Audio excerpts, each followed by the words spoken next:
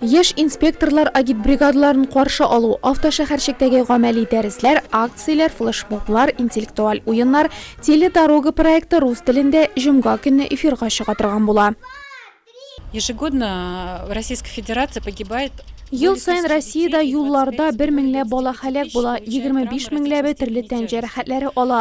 Шуларның 5% инвалид булып кала. Проект кысаларында без балаларның юлларда җәрәхәтләнүенә игътибарны арттырырга булдык. Юл хәрәкәте куркынычсызлыгы турындагы законга нигезләнеп, Татарстан Республикасында укыту өйрәтү оештырыла һәм ул мәктәпкәчә яшьтә башлана. Балалар бакчаларында алган күнекмәләрне сабыйлар гомергә истә калдырырга сәләтле. Проектта төп катнашучылар балалар булганга күрә юл йөрү кагыйдәләре гади һәм аңлаешлы телдә җиткерелә. Яшь телевизор караучылар һәм аларның әти-әниләре өчен дә ул файдалы булыр дип көтелә. Хотя работа очень кропотливая. Бу бик мәшәкатьле авыр эш. Балалар юл йөрү кагыйдәләрен, хәрәкәтләнү тәртибен өйрәнеп килә генә.